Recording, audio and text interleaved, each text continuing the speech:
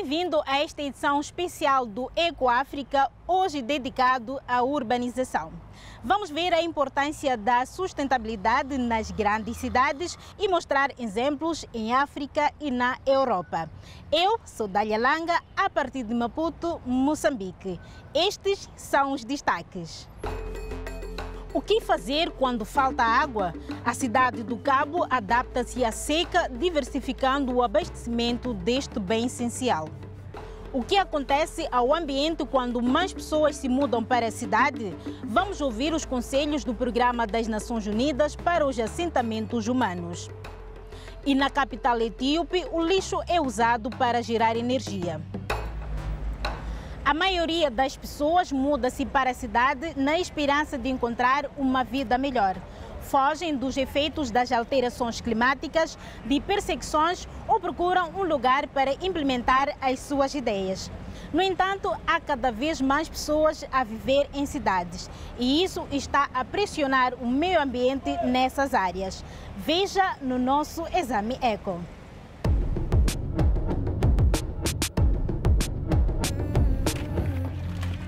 A cinza devorou o verde. Há cada vez mais asfalto a cobrir a terra. As áreas urbanas já representam 2% da superfície do globo terrestre. Estudos da ONU estimam que as cidades ocupem o dobro do espaço em 2050. Se o crescimento populacional se mantiver, as consequências serão terríveis. Mais da metade da população humana vive em áreas urbanas. Em 2050, esse valor aumentará para 70%. Na Ásia e África em particular, os centros urbanos estão a roubar cada vez mais área cultivável. No final desta década, a perda da área será tão grande quanto o tamanho da Alemanha. O aumento acentuado da migração em direção às cidades está também a afetar as condições da vida. Há mais favelas sem saneamento ou eletricidade. O tráfego automóvel e as emissões de dióxido de carbono aumentaram, bem como a quantidade de lixo. São produzidos anualmente em todo o mundo cerca de 2 mil milhões de toneladas de lixo. Em 2050, esse valor deverá duplicar. O aquecimento global está a alimentar eventos climáticos extremos. A pressão sobre ecossistemas urbanos aumentou. Cada vez mais, as pessoas percebem que as cidades têm de ser mais sustentáveis.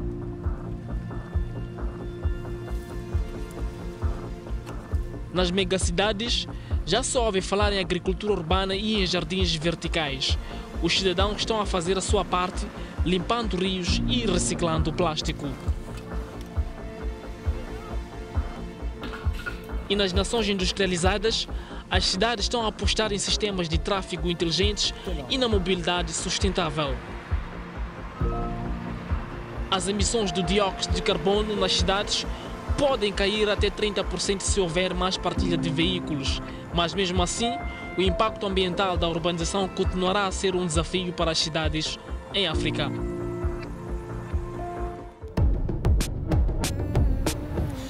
Temos de fazer algo rapidamente. Muitas cidades e países já estão a sentir os efeitos das alterações climáticas, como a África do Sul, que assiste à ocorrência de chuvas fortes no inverno e ondas de calor extremas durante o resto do ano. Depois de uma crise de abastecimento de água provocada pela seca severa em 2018, a cidade do Cabo está a investir na gestão da água. Em Zenfit estão em marcha as obras de melhoria da estação de tratamento de águas residuais na periferia da cidade do Cabo. As obras são financiadas através de um empréstimo do Banco de Desenvolvimento Alemão. Em Zenfit, as obras já chegam tarde. A espuma em cima das águas residuais indica que a instalação é antiga. A central foi concebida para tratar 72 milhões de litros de água por dia. O fluxo é de cerca de 90 megalitros. A central está sobrecarregada em termos da quantidade de fluxo que está a receber. Recuemos a 2018, quando uma seca severa fez as barragens da cidade do Cabo secar. Os residentes faziam filas para ter água potável. Através de rigorosas restrições de água de última hora, a cidade do Cabo escapou-se de uma catástrofe. Para a vereadora Chanfel Limberg, a crise de água foi uma experiência de aprendizagem. A cidade aprendeu lições muito importantes com a seca. Uma das principais é a necessidade de não ficarmos totalmente dependentes da água da chuva para encher as nossas barragens, porque existe o risco de a precipitação permanecer muito baixa. Isto tem acontecido nos últimos 5 invernos. Por isso, acreditamos que é fundamental para a cidade diversificar o seu abastecimento de água e vamos fazê-lo através das águas residuais. Com a modernização, Zenfit conseguirá tratar mais de 18 milhões de litros de águas residuais. O produto final pode ser utilizado para vários fins. A qualidade do efluente que sairá desta planta não será potável, mas poderá ser utilizado para fins industriais e de irrigação. As futuras secas e uma população em rápido crescimento são grandes desafios para o abastecimento de água na cidade do Cabo e arredores. Especialmente nos assentamentos informais, as infraestruturas de água deficientes põem em risco a saúde dos residentes. Solomon Sonsi é líder comunitário de Langri, onde a água contaminada é um problema. O que acontece é que toda esta água que se vê sai para o tubo de águas pluviais que a bombeia diretamente para o rio que alimenta a barragem onde obtemos a nossa água potável. Significa que os municípios devem fazer o mesmo para limpar o ambiente, encontrar uma solução para a comunidade não adoecer. Apenas alguns quilômetros abaixo da colina, os cientistas estão a tentar resolver algumas destas questões. Neste centro, os investigadores testam processos naturais para tratar o escoamento das águas contaminadas do assentamento informal. O especialista em água, Kevin Winter, iniciou uma investigação no local. Não estamos a investir o suficiente nas nossas obras de tratamento de águas residuais, no nosso sistema de abastecimento de água e na drenagem, porque a drenagem é onde os vetores de doenças estão a começar a mover-se. Este é um exemplo onde estamos realmente a interceptar alguma dessa água, a limpá-la e a utilizá-la depois para regar jardins.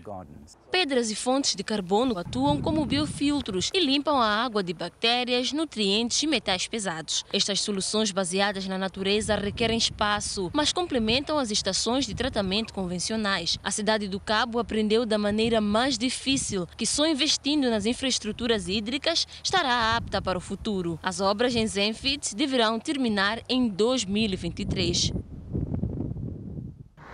E o que vamos fazer?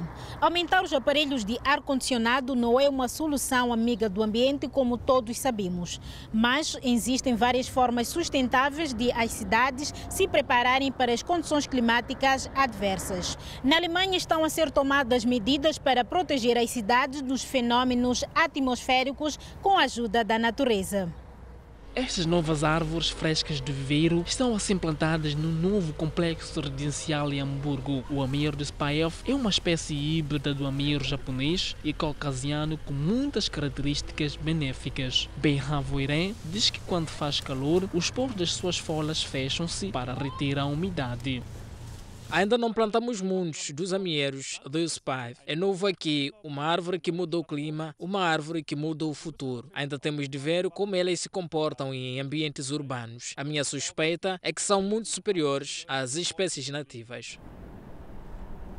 As alterações climáticas estão a causar estragos em cidades de todo o mundo. Uma das razões pela qual muitas cidades não conseguem lidar bem com chuvas fortes ou inundações é porque grande parte das superfícies são cobertas por betão e a água não consegue infiltrar-se no solo. Segundo os ambientalistas, este efeito de vedação faz com que metade de toda a precipitação se perca e não fique disponível para as pessoas ou para a natureza. A água da chuva que é canalizada diretamente para os esgotos e arrastada para longe desaparece. Não pode evaporar e é removida do ciclo natural da água. A evaporação arrefece o ar e nós sentimos isso. Todas as superfícies fechadas aquecem muito e permanecem quentes se não houver evaporação. É por isso que temos ilhas de calor urbanas. Wärmeinseln. Uma abordagem alternativa pode ser encontrada no sul de Berlim, num bairro onde o conceito de cidade esponja foi adotado. Aqui, a água da chuva é recolhida em terreno aberto e telhados e canalizada para piscinas locais. Anna Kruger é hidróloga e trabalha na empresa municipal de águas de Berlim. A água da chuva é um recurso muito valioso. Precisamos dela para adaptar a nossa cidade a um clima em mudança. É por isso que o nosso objetivo é geri-la e utilizá-la localmente. O projeto inteiro ocupa 10 hectares, tem muitas superfícies não pavimentadas e os telhados também estão cobertos de terra e plantas. Muitas oportunidades para a água da chuva ser absorvida lentamente e libertada para o ar ou para o solo. A água da chuva infiltra-se diretamente no solo, entre as pedras do pavimento, ou flui para pequenas depressões no solo como esta. É por isso que existe uma lacuna no lancil. Essa água infiltra-se ou evapora, beneficiando as árvores.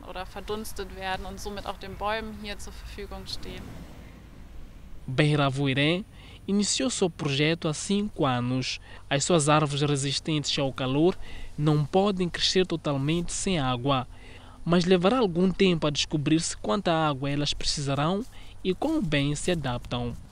Wir sind ganz am Anfang. Ainda estamos na fase inicial. Estamos a testar 61 espécies de árvores para ver como se comportam. Há décadas que temos vindo a plantar algumas das espécies, por isso já conhecemos os seus pontos fortes e fracos. Até agora, 10.000 árvores mais capazes de resistir às alterações climáticas foram plantadas em zonas urbanas. Árvores como o carvalho da Turquia têm estado a ser introduzidas com mais frequência nos bairros de Hamburgo, medidas que deverão contribuir para refrescar as cidades.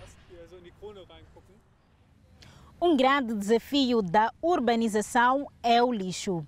A sua acumulação contribui para a disseminação de doenças que podem contaminar as redes de abastecimento de água.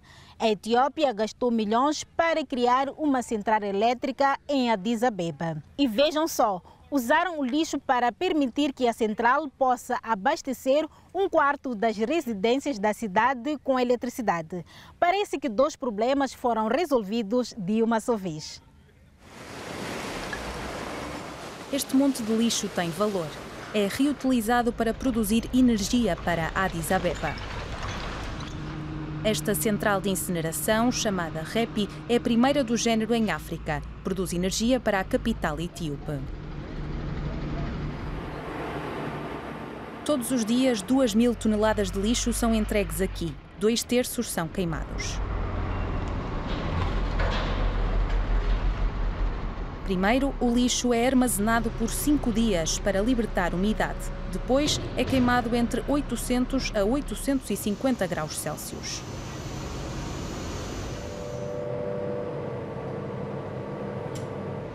O químico Sintaye Melako trabalha aqui desde a inauguração da fábrica.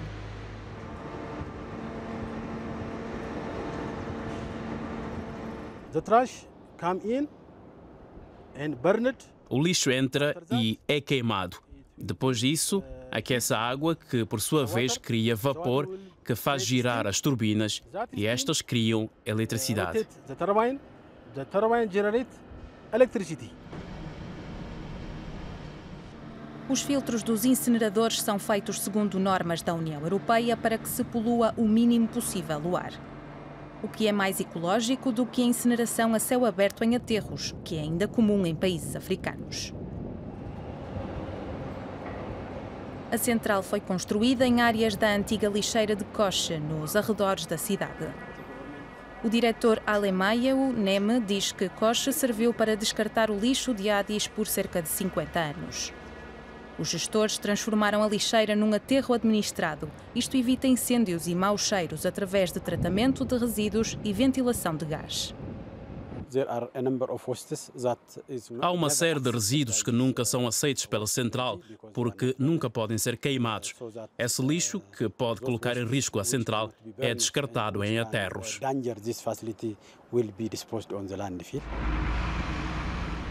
A central de Repi foi construída e fundada por um consórcio internacional e pelo governo etíope. Fornece energia a cerca de 25% das famílias de Addis Abeba.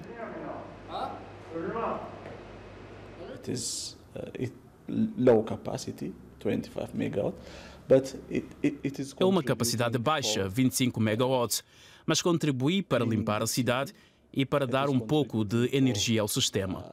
Então, vai servir de modelo a outras cidades.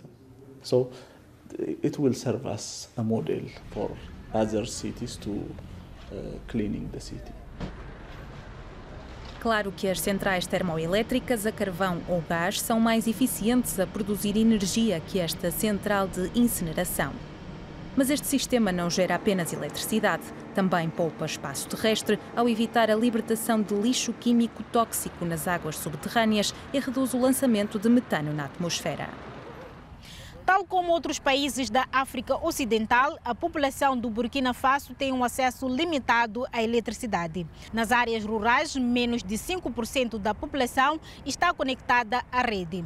Em 2017, a União Europeia destacou a descentralização e um cabaz energético mais sustentável como soluções possíveis para esse problema. Agora as coisas parecem estar a melhorar no Burkina Faso. O kit solar neste telhado é fiável e não requer muita manutenção. Omar Guira diz que o investimento de 2.000 euros foi dinheiro bem gasto para ele e para sua família, apesar de ter tido de poupar durante muito tempo para o poder adquirir. Instalei os painéis solares há 7 anos. Agora temos luzes, televisão, um frigorífico para podermos beber água fresca. É muito útil, uma vez que nunca sabemos se ou quando estaremos ligados à rede. Voltamos para o solar. Apenas 15% da população está ligada à rede elétrica nacional no Burkina Faso. É alternativa, as pessoas compram kits solares, que estão agora disponíveis em pequenas lojas. Os candeeiros de rua nas estradas principais já são atualmente alimentados à energia solar. Aqui, num dos países mais pobres de África, a Faso Energy instalou uma fábrica para produzir sistemas solares. É a primeira de África Ocidental e foi inaugurada há algumas semanas. O equipamento e componentes de fabrico para os sistemas solares são importados da Europa. O governo reviu os direitos de importação. O equipamento de produção é o mais recente. É muito complexo e permite-nos fazer produtos de alta qualidade. Os painéis que fazemos são basicamente os mesmos que os modelos que foram certificados na Alemanha.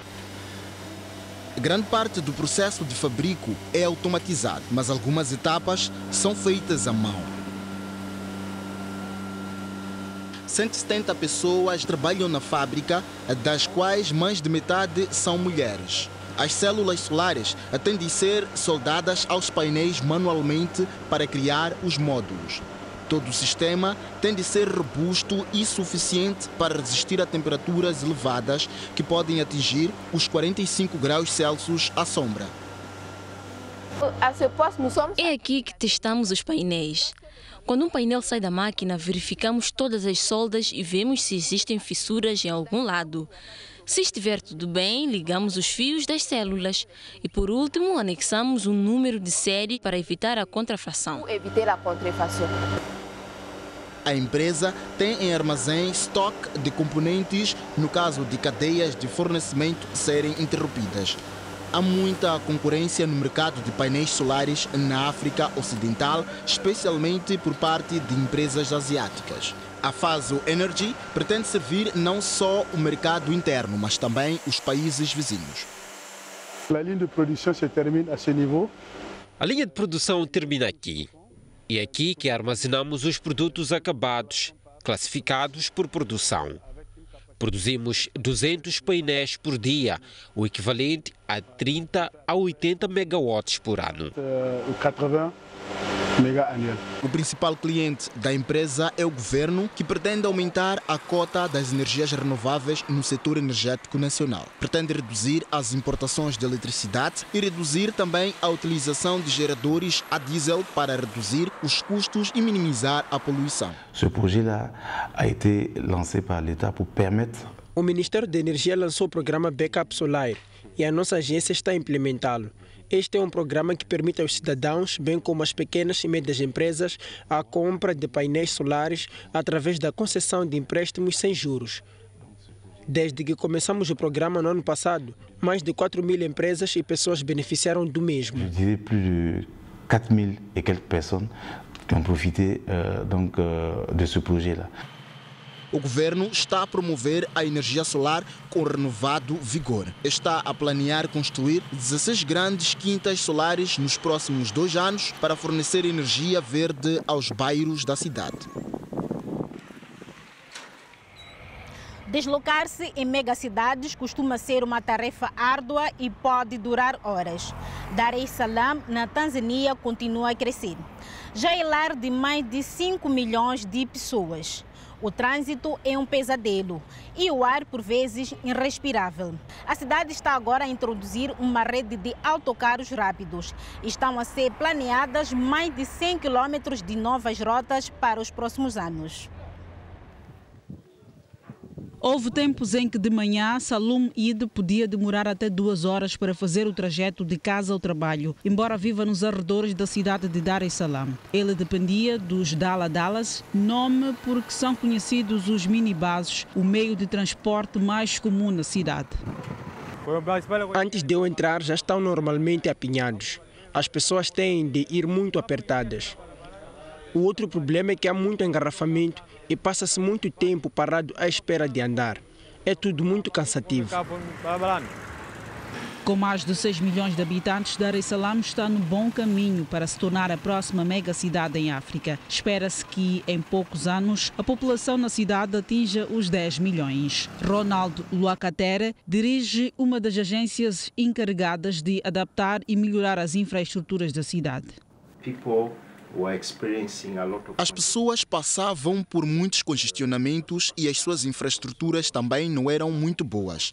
Perdia-se muitas horas na estrada de manhã para ir-se trabalhar e à noite quando se regressava a casa.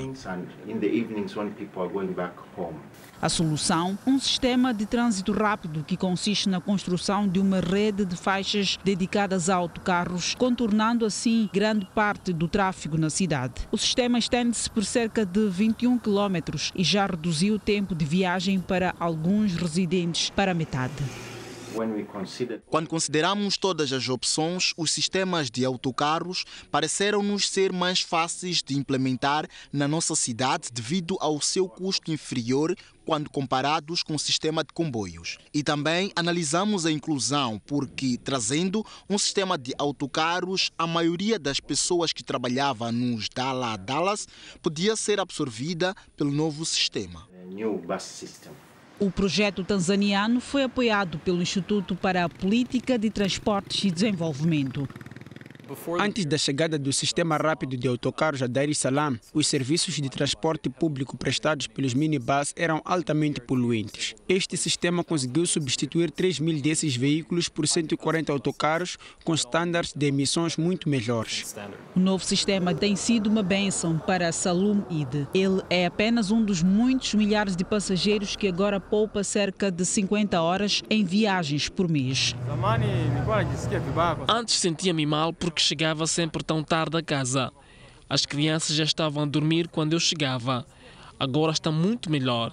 Consigo passar mais tempo com os meus filhos, ver os seus trabalhos de casa, brincar um pouco com eles, porque o autocarro rápido leva-me a casa muito mais depressa.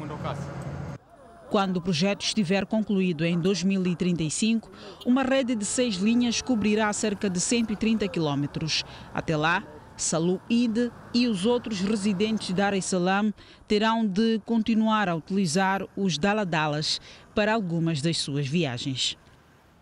E por hoje é tudo nesta edição especial do Ecoáfrica sobre urbanização. Esperamos que tenha achado as nossas histórias inspiradoras e entre em contato conosco através dos nossos canais nas redes sociais. Eu sou Dália Langa, falo-vos de Maputo, Moçambique. Espero por si na nossa próxima edição do Ecoáfrica. Até lá!